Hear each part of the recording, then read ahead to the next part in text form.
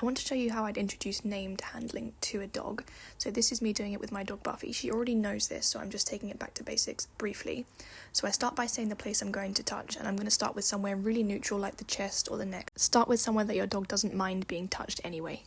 So I give the verbal warning chest to let her know where I'm going to touch her, and then I reach towards her very gradually.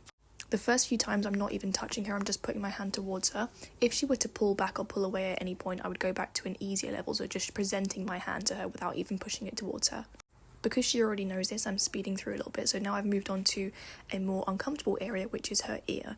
So I start by saying ear, then reaching towards her ear and rewarding her for not reacting. There are a couple of times where she very slightly pulls away from me, and I take that as a no, and so I let her know that I've acknowledged that, and I say okay and give her a treat anyway. I always reward dogs even when they say no, to let them know that I appreciate when they communicate with me. When she does say no, I just go back to an easier level. I'm now going to introduce the brush, which means I'm going to go back to basics again. So I'm saying ear, but just reaching towards it, not actually touching her ear. The addition of the brush is a distraction, so we're going to make everything else easier so that we can add in this distraction. If you have a dog that has a phobia of brushes, I would introduce the brush separately to doing this behaviour, then pair them together.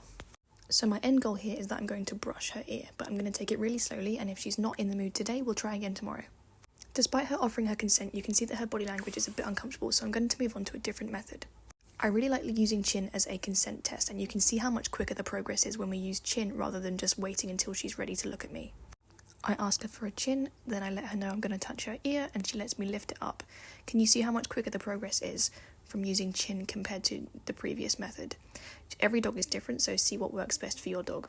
If I wanted to then brush her ear in this chin rest, what I would do is teach her to chin rest onto my leg, for example, and then lift up her ear and brush with the other hand.